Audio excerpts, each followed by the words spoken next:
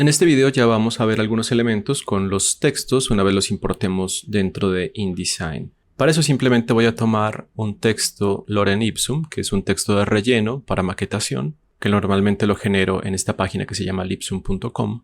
Voy a copiarlo y voy a traerlo al ejemplo. Ese tipo de texto de relleno nos sirve para ir trabajando en una diagramación cuando quizás no tenemos el texto final o para hacer pruebas tal cual las estamos haciendo en este ejemplo. Voy a seleccionar la herramienta de texto y voy con ella a dibujar un cuadro con el clic sostenido para establecer un texto en mi primera columna. Voy a dar control B y si se dan cuenta, al final del cuadro de texto está este cuadro rojo con un más, al igual que acá abajo dentro del software que también me está mostrando un error. Este icono rojo con el más implica que hay más texto dentro del cuadro de texto de lo que puedo ver. Es decir, el texto sobrepasa ese cuadro y el cuadro no es lo suficientemente amplio para mostrar todo. Podría hacer varias cosas, obviamente. Si yo extiendo el cuadro de texto seguramente ya cabrá todo y ya desaparece este icono rojo. O obviamente lo que tendría que hacer en este caso es dar clic aquí en ese icono y si se dan cuenta, el puntero se carga con este texto, con este otro icono y yo puedo dibujar otro adicional donde también vamos a encontrar este icono porque todavía falta más texto. Esa es una opción. La otra opción puede ser que yo ya haya dibujado previamente los cuadros de texto. Por ejemplo, acá hice este otro cuadro sin darle clic primero, por eso me quedó como un cuadro independiente. Supongamos que yo hubiese dibujado este cuadro antes. Cuando tengo acá el cuadro con más texto, puedo dar clic y voy directamente a otro cuadro que ya haya hecho con anterioridad. Si se dan cuenta, es muy distinto este icono que está acá al icono que se genera cuando me pongo encima de otro cuadro de texto previamente hecho. Cuando estoy acá encima y le doy clic, simplemente sigue siendo la misma sucesión de llenar el texto dentro de cada cuadro. En este punto vamos a establecer algunos elementos pensando en títulos y subtítulos de nuestro texto. Voy a configurar acá algunos elementos simplemente para poder dar ese ejemplo. Vamos a arrancar con este primer párrafo. Podemos seleccionarlo y empezar a hacer una configuración de estos elementos. Por ejemplo, podríamos cambiarle de fuente. Voy a probar con el roboto.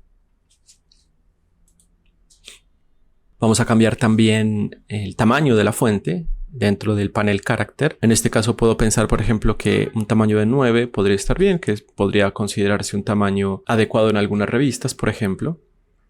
El interlineado, en este caso lo voy a poner a 10 puntos u 11 puntos más bien. Y así voy adecuando algunos elementos puntuales de la fuente. Cuando haya terminado estos puntos, yo puedo también, si ya decidí que este es el que yo quiero trabajar para el resto del texto, puedo ir a estilos de párrafo y crear uno nuevo con el texto que acabo de formatear seleccionado. Debe estar seleccionado y ahí le doy un más para crear un estilo nuevo y este nuevo que acaba de aparecer, que se llama estilo de párrafo 1, va a corresponder entonces a todas las características que yo acabo de establecer en ese párrafo.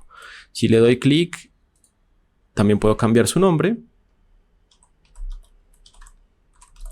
Le voy a poner texto interno, le voy a dar Enter. También puedo darle doble clic rápidamente para que me aparezcan las opciones de estilo de párrafo, a que también le podía cambiar el nombre e incluso cambiar ya algunos elementos más desde la perspectiva numérica en cada una de estas ventanas. Puedo modificar la sangre y el espaciado, formatos de caracteres avanzados, incluso sombreados, etc. Hay muchos elementos acá para establecer que pueden estar dentro de mi estilo. ¿Qué significa el estilo? Implica que yo acabo de guardar todas las características que establecí previas en esa configuración dentro del estilo. Eso significa que yo podría seleccionar este otro párrafo y darle clic aquí en estilo de párrafo para que se aplique el mismo estilo. Esto es increíblemente útil para diagramación, sobre todo cuando ustedes están trabajando en proyectos muy amplios. Esto permite que se ahorre tiempo, además porque si yo luego me arrepiento de alguno de los elementos que acabo de establecer acá, puedo darle doble clic a texto interno y, por ejemplo, pensar que en el formato de caracteres básicos yo quiero que el tamaño crezca un poco. Me di cuenta quizás que el texto está muy pequeño. Le pongo 10 puntos, le doy a aceptar y si se dan cuenta cambia todo lo que había sido aplicado con ese estilo, va a formatearse con el estilo nuevo.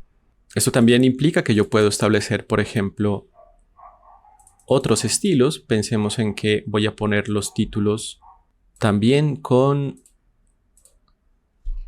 la fuente Roboto, pero con una Roboto Bold. Y voy a ponerlo a 15, pongamos 15 puntos.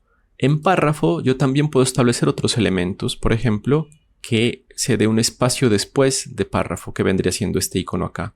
El espacio posterior implica que yo en milímetros le puedo decir cuánto espacio se genera después del bloque de texto.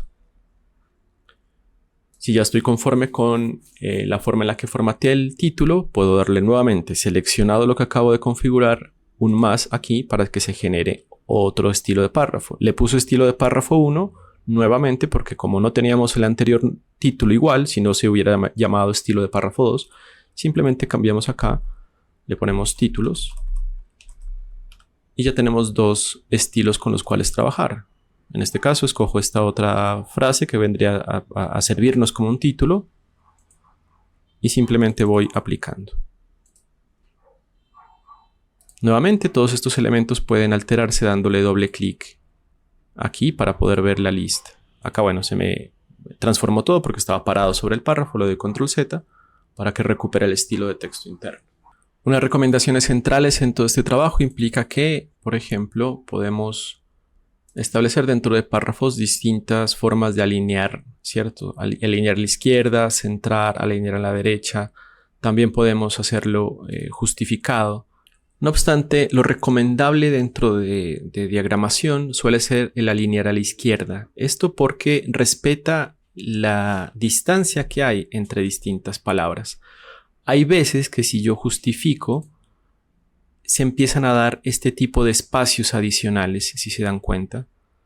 Estos espacios se empiezan a llamar ríos porque ustedes pueden ver que empiezan a generar un camino entre las líneas hacia abajo. Y esto ópticamente se ve muy mal.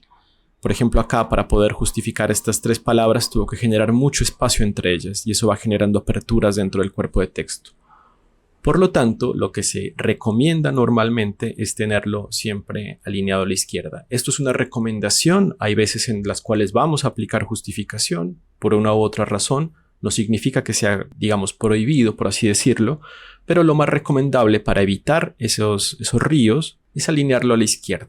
Acá ustedes van a tener también dentro del panel de párrafo la posibilidad de decirle que separe o no separe palabras. ¿Qué significa eso? Acá, por ejemplo, estamos viendo en esta palabra inventada, nula, que se parte para poder seguir escribiendo. Yo le puedo desactivar, separar para que no separe ninguna palabra. Eso también es una posibilidad que yo tengo acá en el panel de párrafo. Y adicionalmente también puedo activar el alinear o no alinear con la cuadrícula base. Eso me va a ayudar muchas veces a asegurar que las líneas terminen alineadas unas con otras.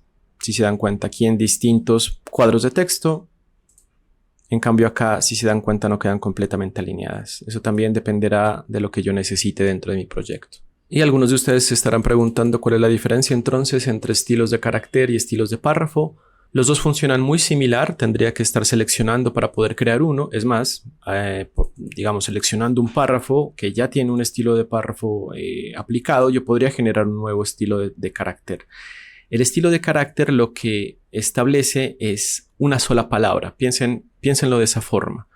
Pensemos, por ejemplo, que aquí vamos a poner una itálica o una itálica en bold para algunas palabras que son, bueno, podríamos pensar, por ejemplo, que citas puntuales o destacados que queremos dentro del documento lo vamos a poner así, con un bold italic. Es simplemente un caso hipotético.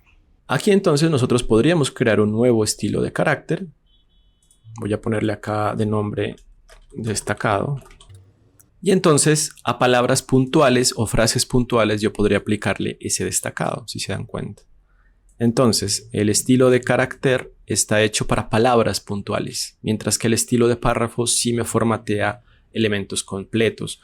En ese sentido, es muy probable que para mis títulos yo opte más bien por estilos de párrafo porque me va a generar algunos elementos adicionales como el espacio después del párrafo y otras cosas que vimos antes, mientras que en estilo de carácter se va a concentrar particularmente en una palabra.